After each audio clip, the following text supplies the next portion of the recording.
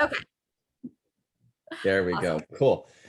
So awesome. Thank you everybody so much for hanging out this evening. It's really good to see all of you here, and I hope sort of what myself and Olivia and Leah have to share with you tonight is helpful and beneficial for you all as you learn a little bit more about the University of Maryland.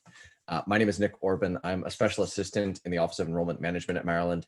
And so what that part of my job is working with high school students going through the application process to the university. I work with students specifically who attend independent schools around the Baltimore area. And I'm also a part of our application review team as well in our admission committee. So as we go through, I'm happy to answer any questions you guys have about the university, about the admission process. We'll talk about a little bit of both as we go through. I've been on campus for 12 years. I'm also, like Diana, a Maryland graduate.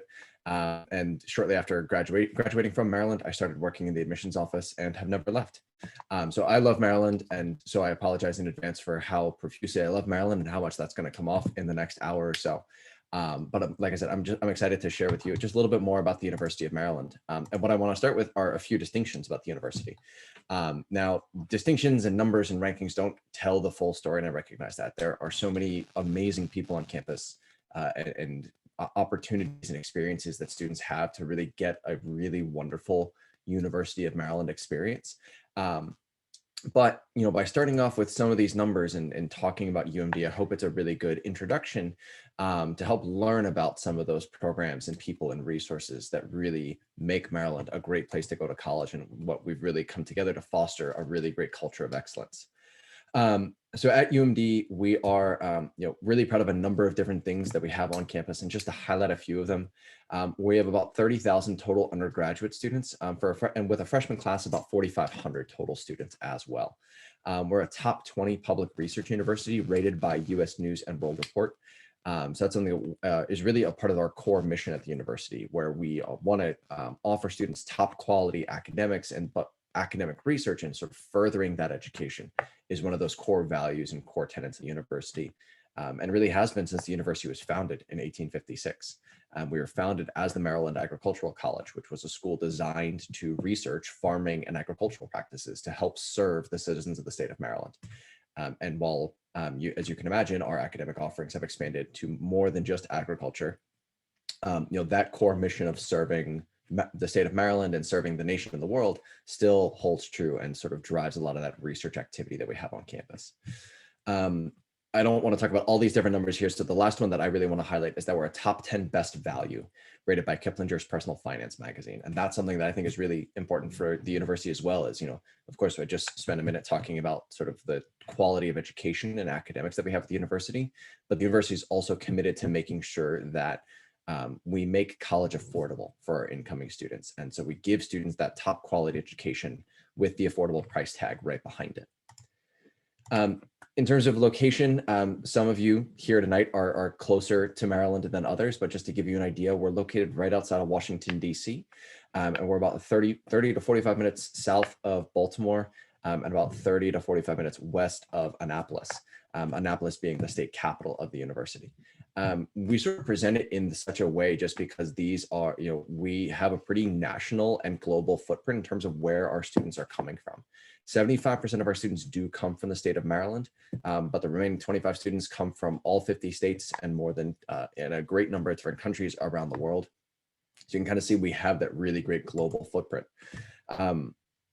Despite the location and sort of where we are kind of between those three cities of DC, Annapolis, and Baltimore, DC, I want to spend an extra second talking about just because it really is, I believe, the calling card of a University of Maryland experience. You can kind of see behind me in my virtual background here, it's McKeldin Mall, sort of the center of our campus. And you can see a bunch of green space behind me. And what we offer to our students on campus is a really traditional college campus and traditional college experience.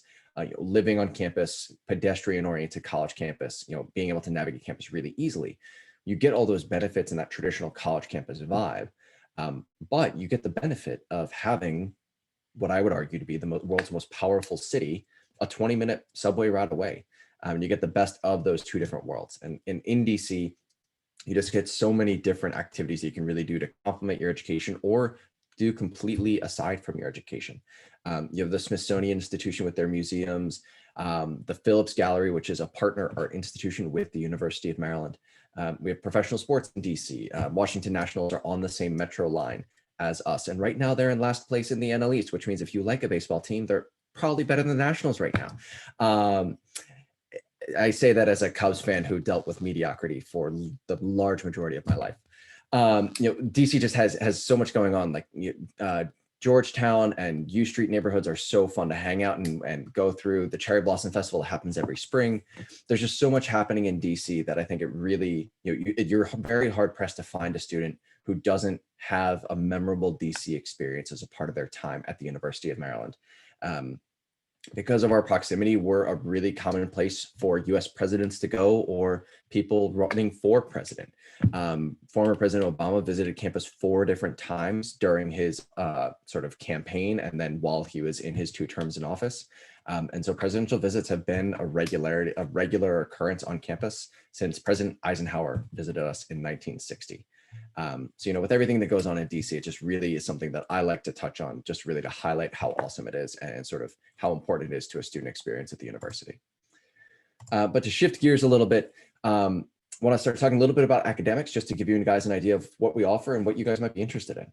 At the university, we have 12 different schools and colleges. And I think of this more as just sort of like an organizational structure. Like when you go through the admission process to the university, we read applications major blind. So the major you're interested in doesn't impact any part of our admission consideration. In these 12 schools and colleges, you're going to find more than 90 different majors and more than 40 different minors across the university. And so our most popular majors, to give you an idea, include our computer science program, the School of Engineering, biological sciences, psychology, government and politics, and our business program. Now, if you paid attention to that list, you would probably notice that each of the programs that I just listed are all limited enrollment programs, or LEPs. These are a series of popular majors, as obviously I just mentioned. And because of the popularity that these majors have, the university puts a cap in the freshman enrollment in each of these majors. And we do that to make sure that class sizes stay small and that students are able to graduate in an appropriate time frame, hopefully 4 years. So if you're interested in any of these programs, your application process just works slightly differently on our end of the process. All you have to do is indicate your intended major. You would first be reviewed for admission by the admissions office. And if selected for admission, you would then be reviewed for admission to your major of choice. It's possible you're admitted to the university, but not to your major of choice. So even if you're not admitted to the engineering program, for example, that would not impact your admission to the university overall. You would still be admitted to the university. And if you choose to enroll, you're able to follow a path to eventually gain entry into each of these different majors. So if you have additional questions here, I'm happy to either share my email address with you or answer any questions later on. I know this can often be a complex topic and often has a number of follow-up questions. So I'm happy to talk about this a little bit later on. But I do want to keep moving because I know we have some great conversation with Leah and Olivia too. So I don't want to take up everybody's time. I do want to talk about special experiences at the university. We've talked a little bit about academics and sort of what our students are doing off campus with Washington, DC, but we still believe that students have a really great opportunity on campus to sort of complement what they're doing in the classroom with a special experience often on campus. These all stem from something called the President's Promise. The university president in the mid-1990s promised to undergraduate students that they would have the opportunity to have a unique college experience, an experience or an opportunity different from the students sitting next to them at graduation.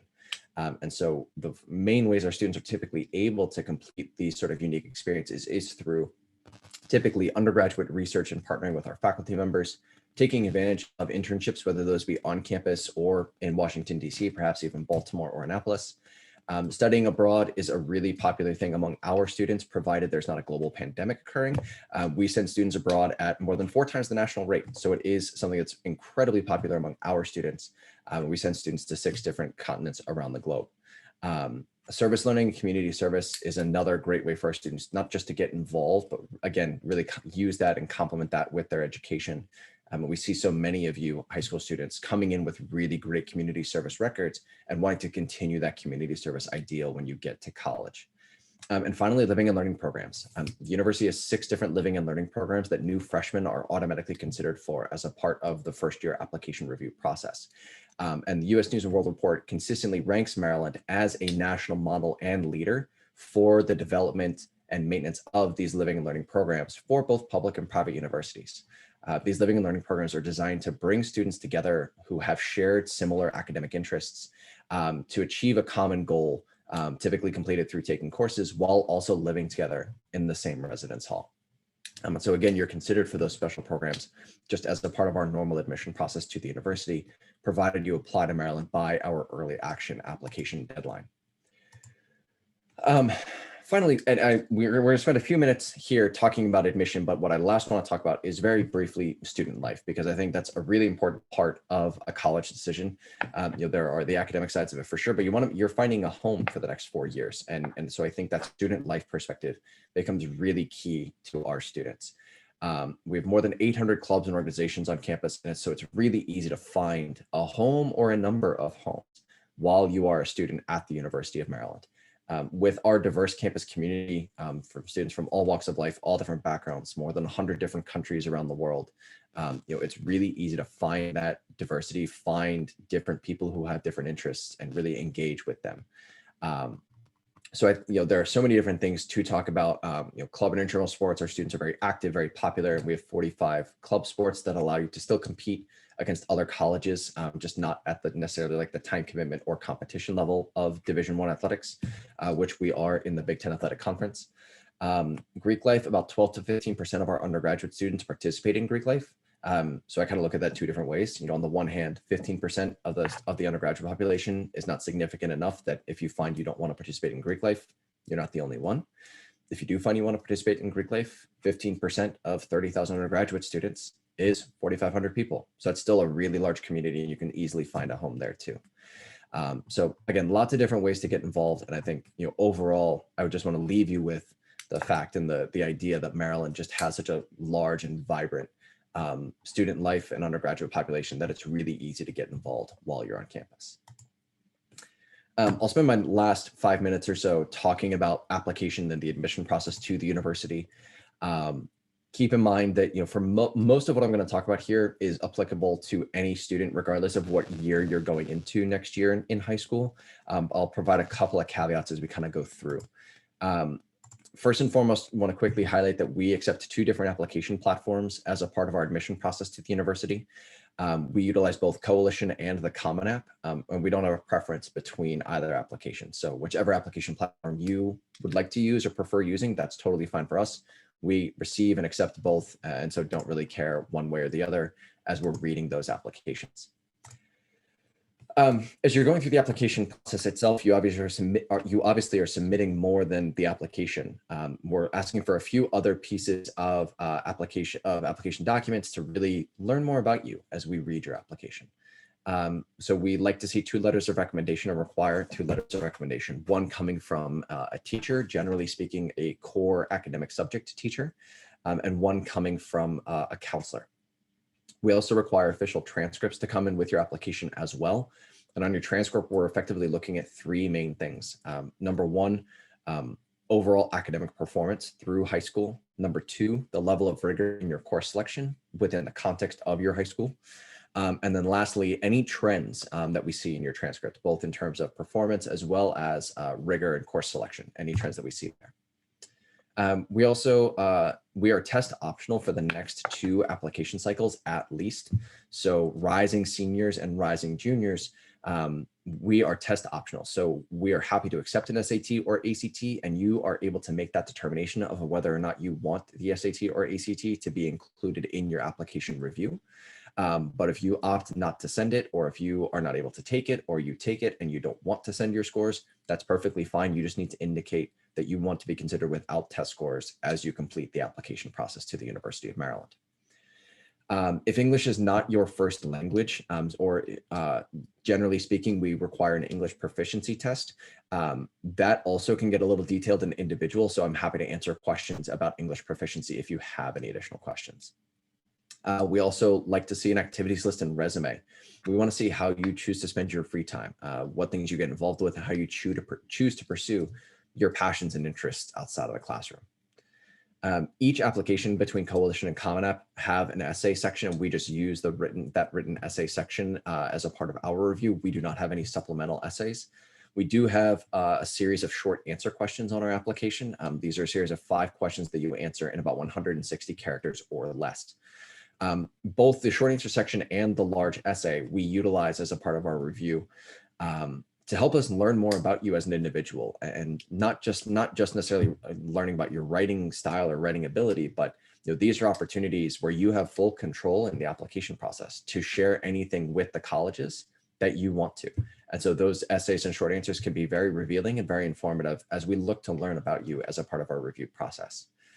And finally, you're also going to complete a TERP application portal when you submit your application. And this primarily is sort of where you would receive further updates. So this would be where you receive your admission decision once decisions are released. This would be where you receive a merit scholarship award if you were offered a scholarship. For the other reason I like to highlight it is that as you go through the admission process to Maryland, at least for the next 2 years and potentially further, the TERP application portal is where you make that declaration of whether or not you want to be considered test optional. I next want to just quickly highlight how we read applications and how we make admission decisions at Maryland.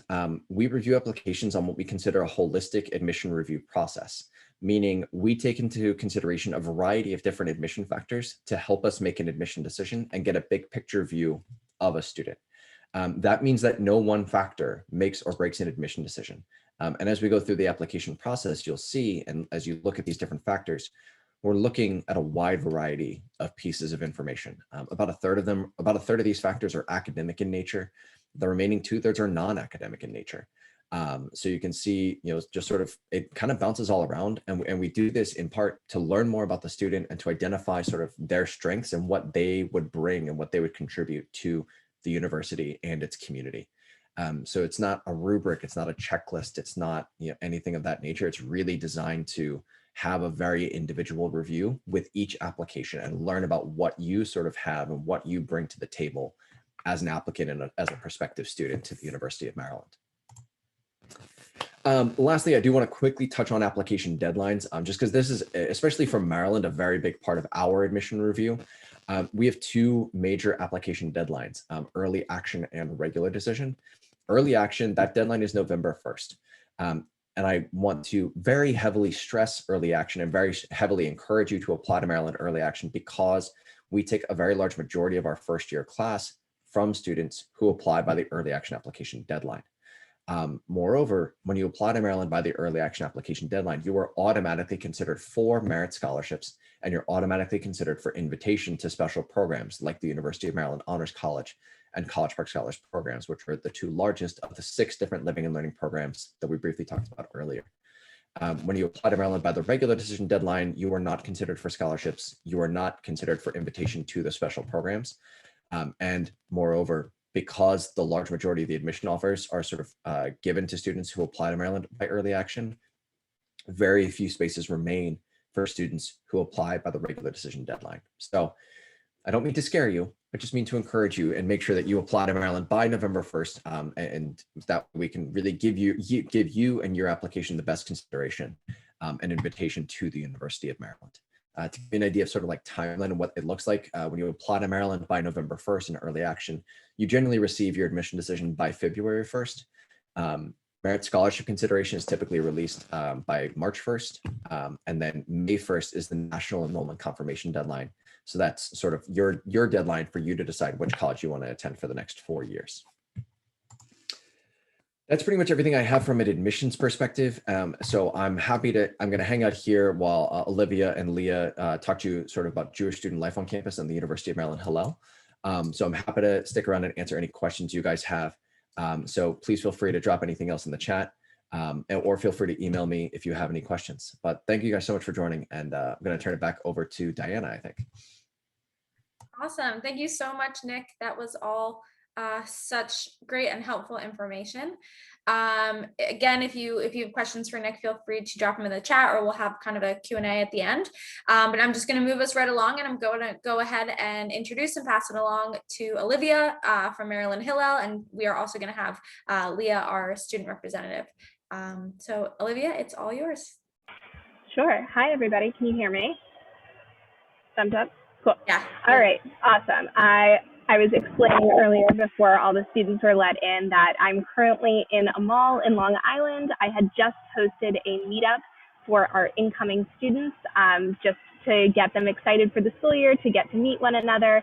and also give out some swag and free coffee. So I apologize if there's any background noise. I also am charging my computer, and there's a cord, and I'm going to make sure no one trips on it. So if I'm looking beyond, that is what I'm doing. But I'm so excited to be here on the call with you and get to tell you a little bit more about what Jewish student life is like at the University of Maryland. And I've got a little presentation with me. The first couple of slides are a bit of a repeat of what Nick just beautifully explained, so I'm going to skip over those.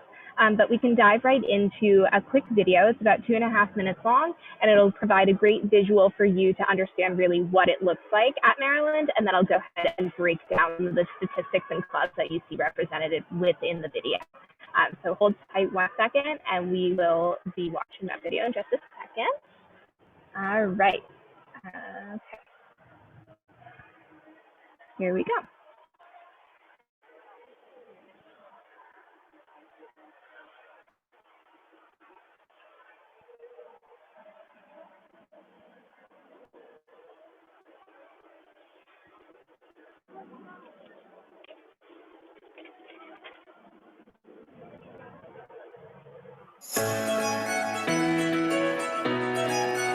Hillel really became home for me right away. It's where I met most of my friends. Without Hillel, I think because I wouldn't have the leadership skills I have, and I obviously don't think I would be as engaged with the Jewish community and care as much about the Jewish community as I do.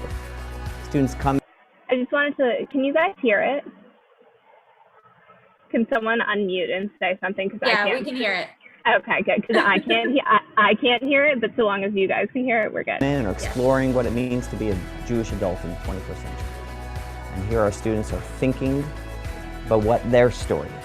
Coming here kind of gave me a whole new perspective. I never really knew what it was before. And I came from a very small town in New York, so it's kind of interesting to go from such a big school, but also know that I have a very small knit community here. You come into Hillel, you know people raised within the Jewish community. You have this instant connection. You walk through the doors of Hillel and somebody says hi to you, and everyone's really friendly. That's just an experience you don't really get anywhere else on campus. Give me that sunshine, sunshine. College students are really in a formative time period in their life, and this is when we're deciding where we're going to stand as adults. I understand much more what my Judaism means to me and the ways that I want to incorporate my Jewish morals and values, and I trust myself a lot more than I did before Maryland Hillel. So we have, different organizations on campus, but they all come together in Hillel. So it's nice to know that Hillel is like bringing people from all walks of life together. I've always been more connected to certain aspects of Judaism more than others. And when I come to Hillel, I can get involved with what I want to get involved with here. I want to be involved in community service my whole life. I want to be involved in Jewish life my whole life. And Maryland kind of brought those two together. And I see myself being a prouder member of the Jewish community because of this experience here. 'Cause when the skies come out, creates this sense of belongingness, that we're part of a community, is absolutely essential to build this kind of internal resiliency and strength to go out and face the challenges of the world. give me that sunshine, sunshine, bring on the summertime. All right, great. So let me bring this out. All right, cool. So now that you got to see a little bit more of what University of Maryland Hillel and Jewish life on campus looks like, I will break down for you the numbers and statistics that were present in that video. So as Nick previously said, there's about 30,000 undergraduate students at the University of Maryland, and about 6,000 of those students are Jewish or identify as such. Within Hillel specifically, we have over 25 plus different Jewish student groups. And those all come together for different Jewish events and programs and fun, ranging from partnerships with sororities and fraternities to the National Hillel Basketball Tournament that you saw in that clip. I'm the Social Justice Fellow, so we do social justice programming, leadership events, lots of different things. Shabbat, really everything comes together to create this one vibrant, awesome Jewish community. Part of what makes Maryland Hillel attractive for a lot of our students is the fact that we have a kosher dining meal plan. This kosher dining meal plan comes in 3 different levels. So you could be receiving 3 meals a day from us, or 50 meals a semester, or 25 meals a semester. Those 3 different levels are called Platinum, Gold, and Silver. And our kitchen is located right inside of our Hillel building. So you have to be on a meal plan as a freshman at the university. So you can either be on the universities or on ours, but you can't do like partial university, partial us.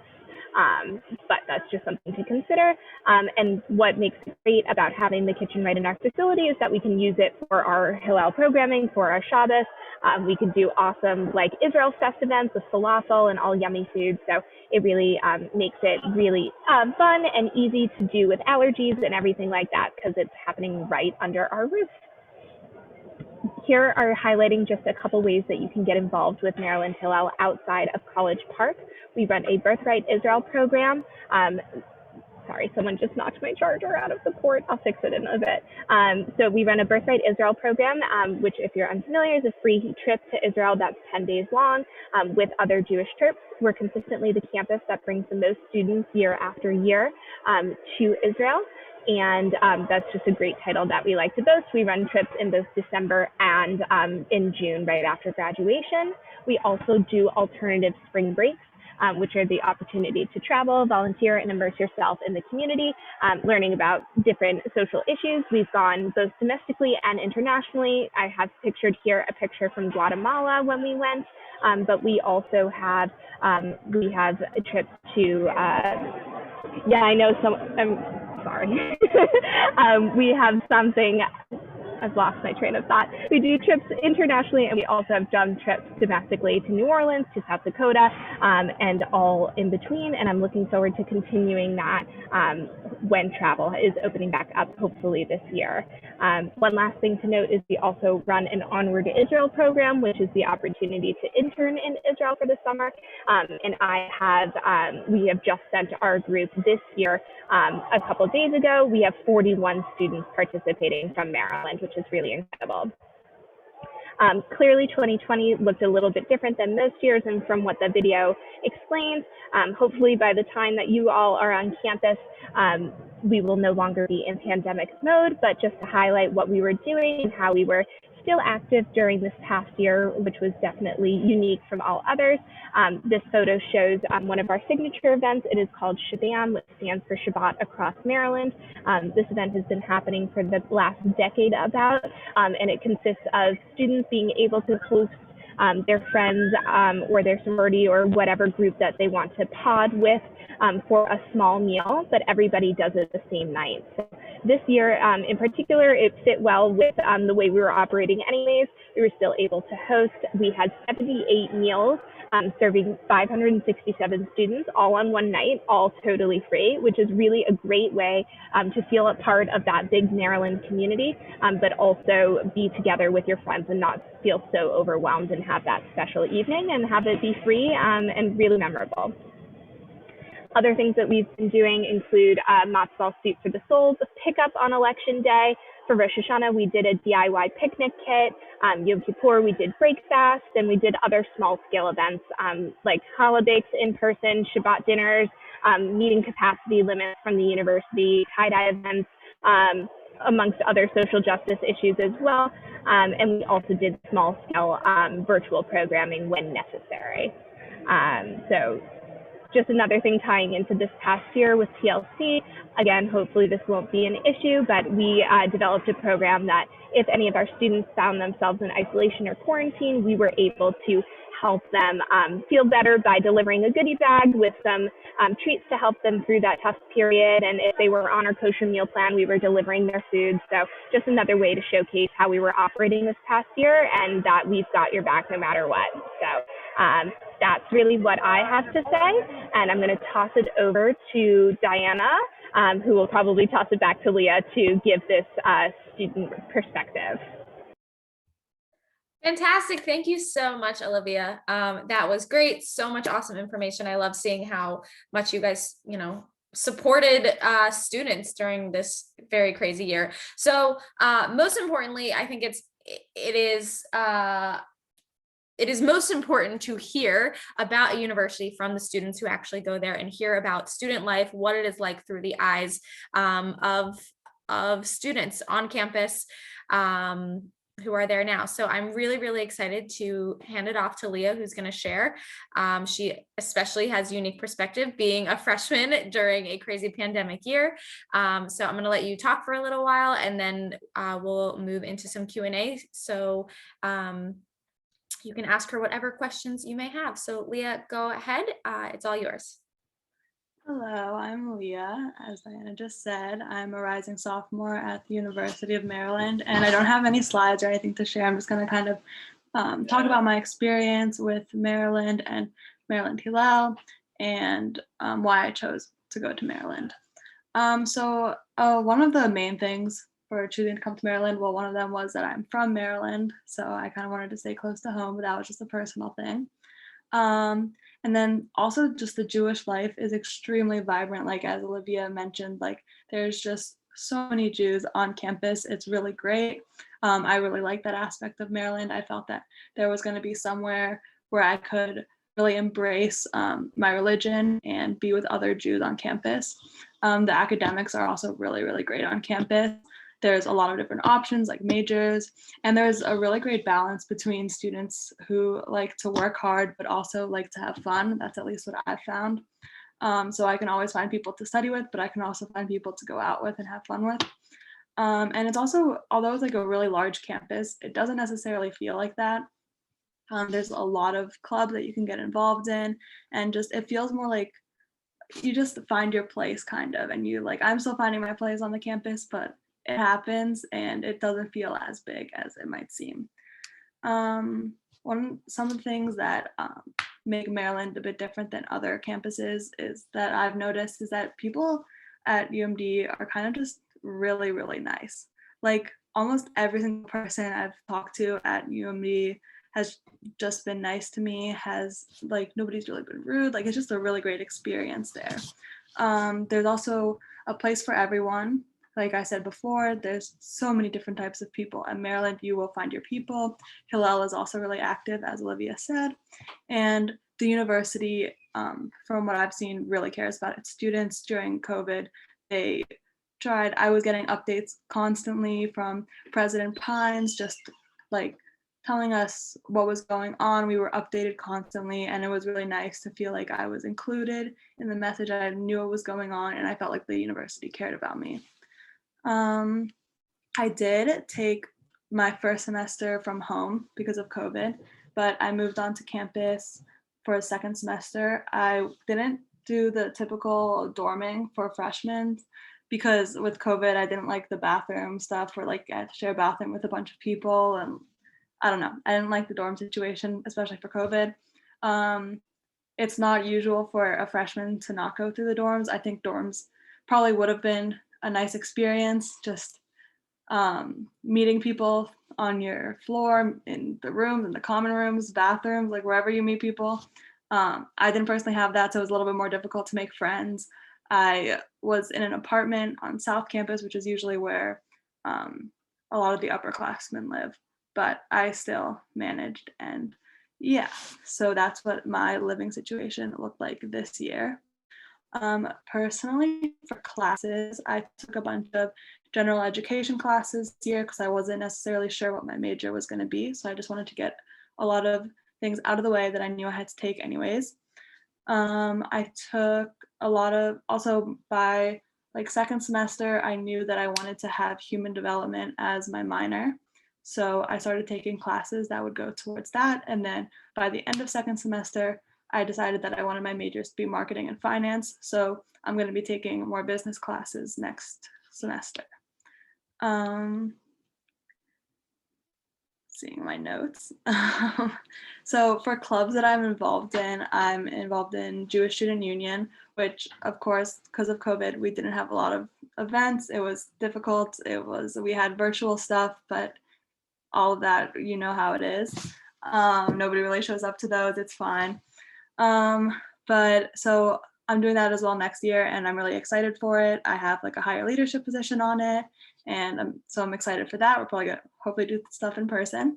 I was also in Terpthon, which is we raise money for Children's Hospital, and that's huge across like a bunch of different campuses, like across the country. That was also really fun. Also, COVID was different. And then I'm also an intern at Maryland Hillel, so I have kind of a different relationship with Hillel, and I got to see the ins and outs of it, just like also from an administrative side, kind of. But I'll talk about that in a second. I'm also gonna just like how I made friends, I guess. At UMD, it was different for me because of COVID. But I think a lot of like Zoom classes, when I had groups and stuff like that, I would try to reach out to people and be like, hey, like maybe we want to study together, maybe we live close to each other, like that kind of thing. And then also my roommate was in a sorority, so I kind of followed along with her on the weekends and like tried to like make friends that way. It was overall really difficult to meet people. Also like clubs and stuff, I guess I met a few people, but hopefully next year in classes, I will be meeting more people, and that is usually how I make friends, is in my classes. So it'll go better next year. So as a freshman, Hillel was really just like, it's like a home away from home. They really try to make that environment too. Students just kind of like sit and chill and do their homework and eat, and they just like hang out around Hillel. And I was at the front desk a lot, so people would kind of come up to me and we would chat, and that's how I met some people as well. And everyone's just friendly. You have like being Jewish in common, so that's kind of nice. It's if you want to go to Shabbat dinners, a lot of people host Shabbat dinners, and you kind of get invited if you just hang around Hillel, and they're just like, oh, you want to come to my house for Shabbat dinner, and that's fun. Also the staff at Hillel, they're all just like, they're there for you, they're there for a reason, and that's to like be there for you. They want a good Jewish life for Jewish students on campus, and they're there for you. They're all so nice, and they've all like become my family. It's great. I do work with them like every day, but I've seen how they are with other students, and they're just great. Hillel also has a lot of different programs, like Olivia talked about. I went to a bunch of the like free Shabbat meals, which obviously free food was great. I got to like, I would go with like my friends, and we would pick up a meal, and then we would go and sit somewhere and eat it. And that was like most of the events that I went to at Hillel. And then to finish off, just a day in the life of campus and like living at UMD. One of the buildings I spent a lot of time in was ESJ, which is one of the newer buildings. It's really nice. It has lecture halls, but it's also like a library type of thing, but more like if you want to go and study with friends, you'd go to ESJ. And so that's nice. It was a way to get out of my room, to go and see friends, and we would do homework together there. There's also a lot of like quads, like grass areas, and like the mall, which is in the center of campus, which is really nice. Like when the weather is nicer, you'll see people like playing football and like all different, and spike ball and like a bunch of different things, which is cool. A lot of times I would go and do homework with friends. Like we would do homework, we would bring our homework and like talk to each other outside. And then also sometimes I would just like have picnics on like the grassy, there's tons of grass areas around campus. So that was really nice to have. And like, especially during COVID, outside was a good option for us.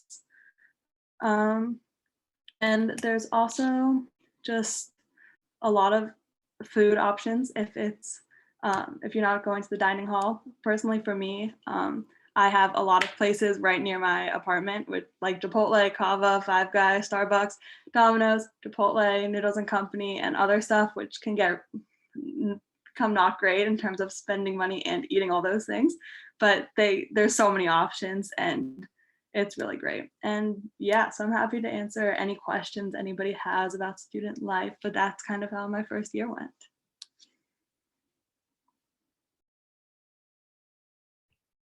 Awesome. Thanks so much, Leah. I love hearing about the day in a life, and honestly, like like kol kavod to you for going through freshman year during COVID. I'm glad you were able to make the best of it and find outlets to, you know, make friends. And again, that's what these clubs are for, and resources that the university and Hillel have. So I know it was not easy for you, but I'm glad you made the best of it. That's awesome.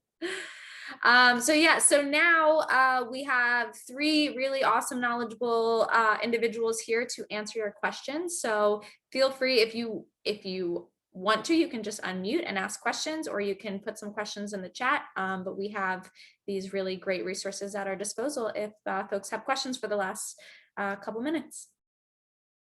I had a question for Nick. Yes. Sure, go ahead, Jonah. What are you guys looking at in terms of in-person tours this summer? Trying to remember what our plans are. Part of it is we're waiting, in all honesty, and I don't mean to kick the can at anybody because it's a very difficult decision. Part of it is we're waiting from like sort of the university leadership to determine whether or not we can offer tours this summer. Our plans are definitely to start offering them again in the fall. So the university as a whole, to give everybody an idea, is planning to sort of return to sort of full campus operation in early August, you know, to help prepare for the fall semester. So that should include campus tours, but historically we haven't offered tours in August because our student tour guides are preparing for the fall semester. So generally I would say we start looking at, offering tours in mid to late September each year. That would be the first I could at least guarantee it. And if we do start offering tours over the summer, we'll communicate that on social media and through emails, hopefully. All that being said, the campus itself is still open to visitors. So while we can't offer any gatherings or anything, as a public university, you know, you're still able to kind of go through and walk through campus if that's something you're interested in, and if you're close enough or driving through town or whatever. Okay, thank you.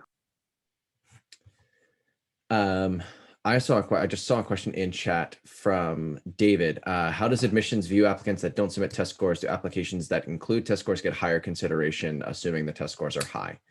So David, that's a really good question, and I think is an important part of consideration for our test optional review process. For students who choose not to send in test scores, they are not penalized or given any sort of lesser consideration. And on the other side, students who do submit test scores are not at a disadvantage as a part of our admission review process. We look to give students, everybody, sort of an equal playing field, and we consider you within the context of what's included in your application. And so especially like if you look at this most recent application cycle and applicant pool we went through with sort of the newly graduated high school seniors, many of them just straight up honestly didn't even have the opportunity to sit for an SAT or ACT just because tests continued to be canceled over the spring and summer due to COVID and weren't able to sort of just get access or have anything close enough. And so I think I kind of point to that as an example, just because, you know, in many cases for those students, you know, we can't hold anybody at disadvantage for something like that. And we would still hold that same mindset and premise as we go through, you know, the next 2 years of our test optional pilot, or at least what's being considered a pilot for the first 3 years. We're not going to penalize any students who don't have test scores. We're going to consider them individually with sort of what's included in their applications itself. So David, the final question I just saw in your chat, so what is the benefit to include high test scores? You know, kind of a good way to think about it is sort of, you know, if you think those test scores are a good indicator of who you are and you think strengthen your application, then, you know, that's sort of a benefit because it helps to make the, you know, if a student has stronger test scores, you know, those students might feel more competitive in our application review process. But in terms of other parts of the review, the admission process is all test optional. And so that includes limited enrollment program consideration. So the admission or competitive and selective majors and popular majors, that's done on a test optional review. Merit scholarship awarding is done on a test optional review, and invitation to special programs is also done on a test optional review. So at no point in our process is there a disadvantage for students who go test optional.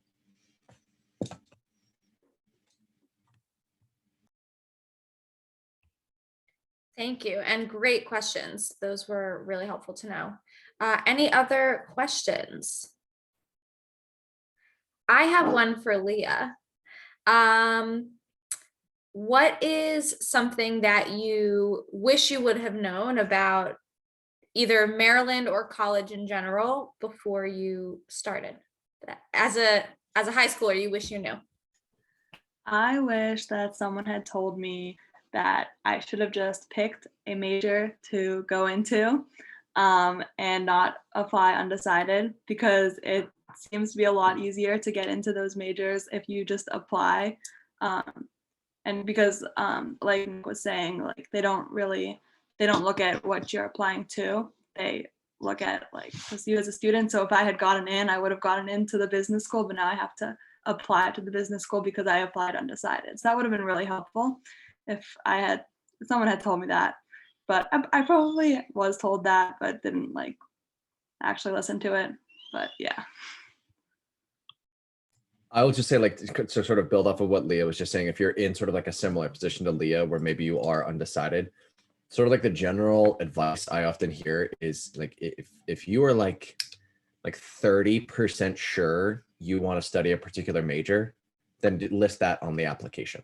And at least with Maryland's application process, if you change your mind and decide, you know, I don't want to do business anymore, I want to do psychology, like we can make those changes in your application. And if it's a selective major, we can still have you reviewed for those majors as you go through the process. So we recognize that academic interests change very quickly. And so we work to accommodate students in that way. Thank you. Olivia, I don't know if you're able to talk because I know you're on a different device now, but do you want to talk a little about the new Hillel building? Sure. There's not a whole lot to be said right now, as we haven't broken ground yet. We will be doing so in the coming months. I believe we've secured our last donations to do so. But all the blueprints for the new building are on our website if you're curious about what it will look like, where it will be located exactly, how it will differ from what we currently offer right now.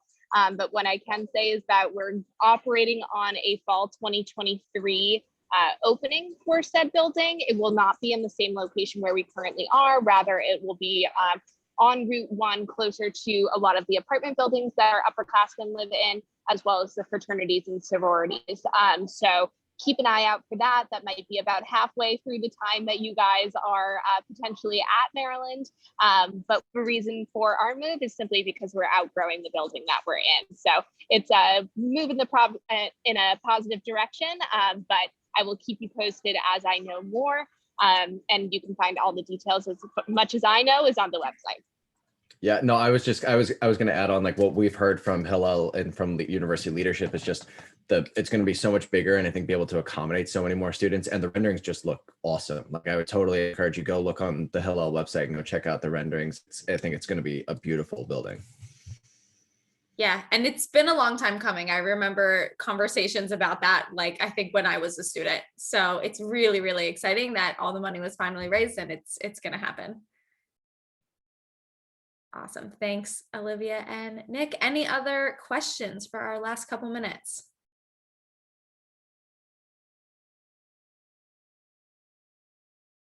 Okay. Well, if anything does come to mind, I will be sharing Nick and Olivia's email addresses with you. So if you guys do have questions, they are available and can reach out.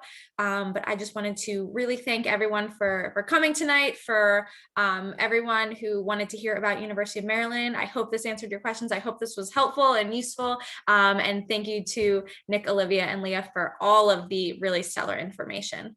So I hope everyone has a really awesome night. Go Terps. And yeah, take care. Thank you, everybody. Take care. Bye, everyone.